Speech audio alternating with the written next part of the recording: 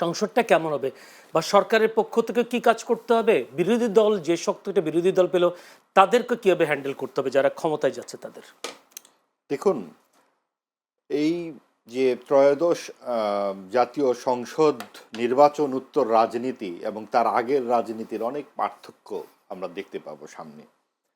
ভাই যেমনটি বললেন, এই বিশ্লেষণগুলো আরও হবে নিশ্চয়ই যে জামাতের ভোট এত কিভাবে এলো, 3 থেকে 7% বা 4 থেকে 7% ভোট প্রায় 30, 35, 40 পর্যন্ত চলে যায় কি করে।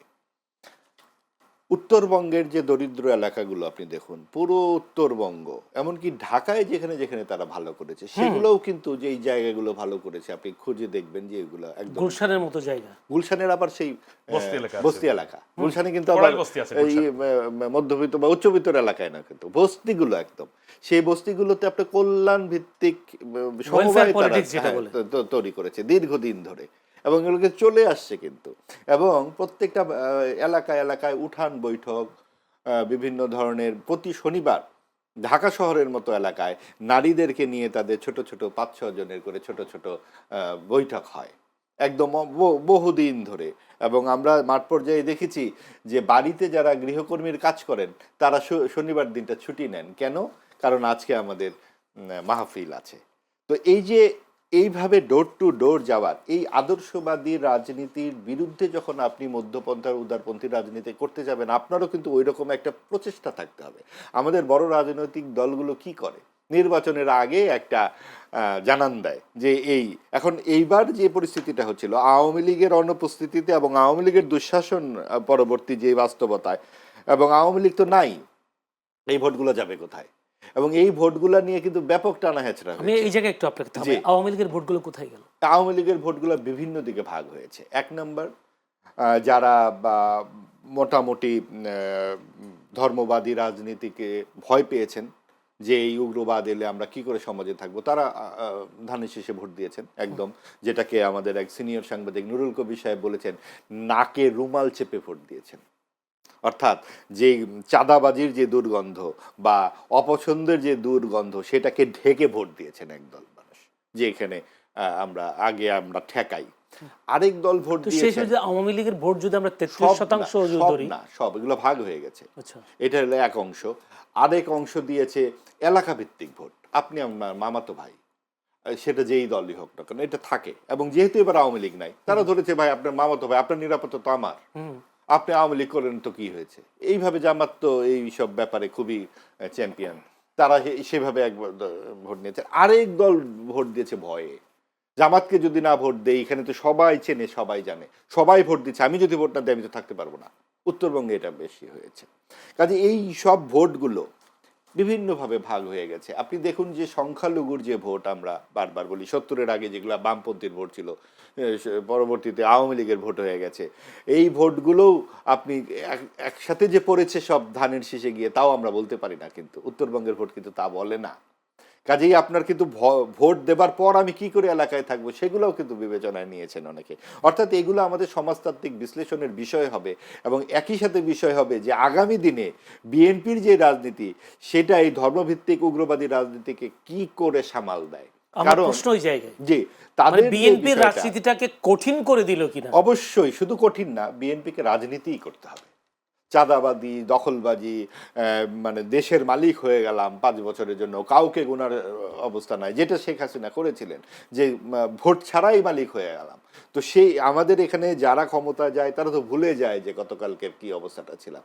নিশ্চয়ই এই ধরনের ঘটনার ক্ষেত্রে তাদেরকে বুঝতে হবে যে একদম ঘাড়ের কাছে নিঃশ্বাস কিন্তু ফেলেছে 2000, 4000, 5000 ভোটে এরকম যে, এবং সবসময়ই কিন্তু সরকারি দল জনগণের প্রখর আতস কাছের নিচে থাকে। একটু ভুল হলেই কিন্তু অনেক বেশি সমালোচনায় পড়তে হবে, এবং তখন যায় কিন্তু বিরোধী দলের কাছে। কাজে আগামীতে বিরোধী দলের অবস্থা কিন্তু আরও ভালো হবার সম্ভাবনা। এবং একটা ধর্মবাদী একটা সাম্প্রদায়িক গোষ্ঠীর সঙ্গে তাদেরকে যেহেতু কাজ করতে হবে, সেহেতু তাদের যে আদর্শ, মুক্তিযুদ্ধের এই আদর্শকেই আর খালি বইয়ের পাতায় রাখলে চলবে না, মুক্তিযুদ্ধকে অপব্যবহার করা যাবে না যেটা আওয়ামী লীগ করেছিল।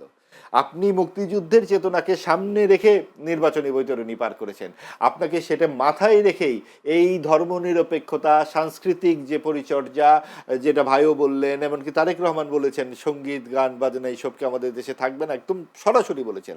এবং তিনি এই কথা পরিষ্কার বলেছেন যে যে কোনো ধর্মের বিশ্বাসী অবিশ্বাসী সংশয়বাদী সকলের সমান মর্যাদা থাকবে। এটা যেন খালি কথার কথা না, এই রাজনীতিটাকেই যদি উদারপন্থী রাজনীতিটাকে বিএনপি প্রতিষ্ঠিত করতে পারে, যদি চাঁদাবাজি মুক্ত এবং মানুষকে হুমকি ধামকি দেওয়া মুক্ত একটা সমাজ প্রতিষ্ঠিত করতে পারে, তাহলেই খুব সহজে, কারণ মানুষ আসলে শান্তি চায় এবং কোন রকম শেকলের মধ্যে নিজেকে বাঁধতে চায় না। ধন্যবাদ আপনাকে। একটি বিষয় দেখলাম, নির্বাচনে ভোট পড়েছে 59.44%, আর গণভোট পড়েছে 60.26%।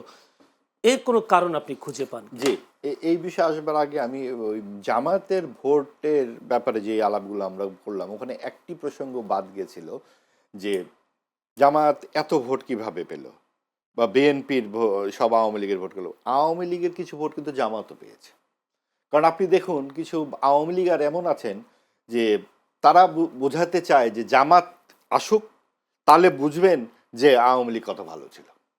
এইরকম কিছু মুক্তিযুদ্ধ বিরোধী সংগঠনকে আসুক, আপনারা মুক্তিযুদ্ধের পক্ষে শক্তি ভোট দিয়েছেন। এখানে মুক্তিযুদ্ধের বিষয় না, এটা ব্যক্তিগত রাগারাগির ব্যাপার, যে আপনি আমার নেত্রীকে বাদ দিচ্ছেন, এখন আপনারা এই ইয়ের মধ্যে থাকেন, নানান রকম বিধিনিষেধের মধ্যে থাকেন, ধর্ম এই ধরনের আছে বলে মনে হয়। জাতিকে শিক্ষা দেওয়ার জন্য, জাতি মানে এলাকা ভিত্তিক কিছু কিছু থাকে না, একদম অনেক ধরনের, এগুলো যুক্তিবোধের বাইরের কিছু ভোট থাকেই। এই সব কিছু মিলিয়ে, এবং আরেকটা ব্যাপার হচ্ছে যে আমরা তো আসলে টোটাল বিষয়টা এখনো বুঝতে পারছি না, যে আপনার 7 থেকে 8% ভোট কি করে 40% হয়। নিশ্চয়ই এখানে অনেক কিছুই জড়িত আছে। আরেকটি কথা আমরা কেন বলছি না যে আওয়ামী লীগ নাই নির্বাচনে, এটাও তো একটা ব্যাপার। এবং আওয়ামী লীগের মতো একটা শক্তিশালী প্রতিপক্ষ যখন নির্বাচনে থাকছে না, আওয়ামী লীগ থাকলে কিন্তু একরকম দৃশ্য হতো, তখন হয়তো বিএনপি জামাতে একদিকেই হয়তো থাকতো। কাজেই এই পুরো দৃশ্যটাই, এবং সেইখানে এটা হলো কি করে, আমরা কি ভুলে যাচ্ছি যে অন্তর্বর্তীকালীন সরকারের ভূমিকা আছে এখানে? কারণ তারা চেয়েছে আওয়ামী লীগ না থাকুক, সেটার অনেক যুক্তিগ্রাহ্য অবশ্যই কারণ আছে, আওয়ামী লীগ একটা হত্যার সঙ্গে জড়িত, এবং সেই কারণে, কিন্তু তারপরেও এটা তো ঠিক যে সকলেই হত্যার সঙ্গে জড়িত ছিলেন না, সকল সমর্থক বা সকল নেতা হত্যার সঙ্গে ছিলেন না, যারা হত্যার সঙ্গে জড়িত ছিলেন না তাদেরকেও এই নির্বাচনের বাইরে রাখা হয়েছে। এবং সেটা আমরা যদি এইভাবে বলি যে আওয়ামী লীগ শূন্য একটা রাজনীতির ময়দান তৈরি করে সেখানে বিএনপি এবং জামাত এনসিপিকে সরকার প্রতিষ্ঠিত করে দিয়ে গেল, এই যদি ব্যাখ্যা হয় আপনি কি বলবেন? হতেও তো পারে, কারণ আপনি যখন নিউ ইয়র্কে যান আপনি তখন এই 2-3 দলকে নিয়ে যান, আপনি যখন আলোচনা করেন এই 3 দলকে নিয়ে আলোচনা করেন, আপনি জাতীয় পার্টিকে নির্বাচনে অংশগ্রহণ করতে দিলেন, আপনি সংস্কার কমিটিতে আপনি আলোচনায় অযোগ্য ঘোষণা করলেন, একই যাত্রায় 2 ফল কি করে হয়? অর্থাৎ অনেক কিছু জোড়াতালি যেটা হয়েছে সেইটার আরেক জোড়াতালির লক্ষ্য হচ্ছে আপনার এই গণভোট।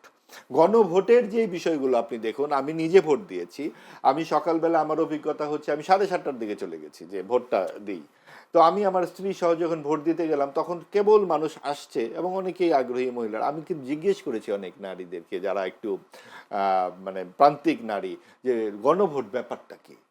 ওরা সরকারের পক্ষে আর একটা বিপক্ষে, মানে এইরকম একটা কথা। এবং আপনি দেখুন 2,35,00,000 ভোট না, আপনি কি এটাকে খুব কম সংখ্যক মনে করছেন? এত কিছুর পরেও আপনি 2 কোটি ভোট তো নাতে পড়েছে, যে এইগুলো কারা দিল? এগুলো কারা দিল? কাজেই এই বিষয়গুলো হচ্ছে যে আপনি এই গণভোটের মধ্যে সবসময় আমরা দেখেছি যে সংসদে কোনো একটা বিষয় আলোচনা হওয়ার পরে সেটা গণভোটে যায়। 91-এর যখন রাষ্ট্রপতি শাসিত ব্যবস্থা থেকে, সরকার ব্যবস্থা থেকে আমরা সংসদীয় পদ্ধতিতে গেলাম, আগে কিন্তু সংসদ আলোচনা করেছেন। এইখানে অনির্বাচিত ব্যক্তিরা ঠিক করে দিচ্ছেন এই হবে, এবং তারা বলছেন এটা জুলাইয়ের প্রত্যয়। অধিকাংশ সত্য বটে, আসলেই জুলাইয়ের প্রত্যয় সংস্কার, আসলেই জুলাই চায় না যে ফ্যাসিবাদ আর কায়েম হোক। তবে ওই প্রশ্নে একটু আসি যে এতগুলো ভোট না ভোট কারা দিল? না ভোট দিয়েছে যারা এই সরকারের এই মুক্তিযুদ্ধ বিরোধী কর্মকাণ্ড পছন্দ করেনি, যারা ধর্মনিরপেক্ষতা এবং সমাজতন্ত্রকে এইভাবে ছুঁড়ে ফেলে দেওয়ার জিনিসটা পছন্দ করে। বিএনপি তো মুক্তিযুদ্ধের পক্ষের শক্তি হিসেবে কাজ করেছে, শক্তি হিসেবে কাজ করেছে, কিন্তু বিএনপির সঙ্গে তো জামাতের এতদিনকার শখের ব্যাপারটাও অনেককে একটু দ্বিধান্বিত করে। সবাই তো নানান রকম ইকুয়েশন করেছে, কারণ বিএনপি যখন জুলাই সনদে স্বাক্ষর করছে সেটা কি অনেকে পছন্দ করেছে কিনা, কারণ এনসিপি কিন্তু স্বাক্ষর করেনি। আপনি দেখুন, এনসিপি মূল প্রবর্তক জুলাই সনদের, এখন পর্যন্ত তারা স্বাক্ষর করেনি। আপনি একটু করে বলছিলেন যে বিএনপির রাজনীতিটা কঠিন হয়ে যাবে, ওয়েলফেয়ার পলিটিক্সের কথা। নির্বাচনের পরে আমরা দেখলাম বেশ কয়েকটি জায়গায় সহিংসতার ঘটনা ঘটেছে, এই বিষয়টাকে কি নিহতের ঘটনা মুন্সিগঞ্জ।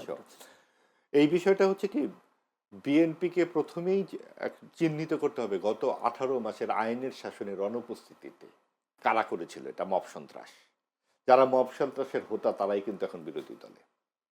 কাজে এই বিষয়টি অবশ্যই বিএনপিকে প্রথমে চিহ্নিত করতে হবে যে আইনের শাসন না থাকলে কাদের সুবিধা হয়, তারাই এতদিন নির্বাচন চায়নি।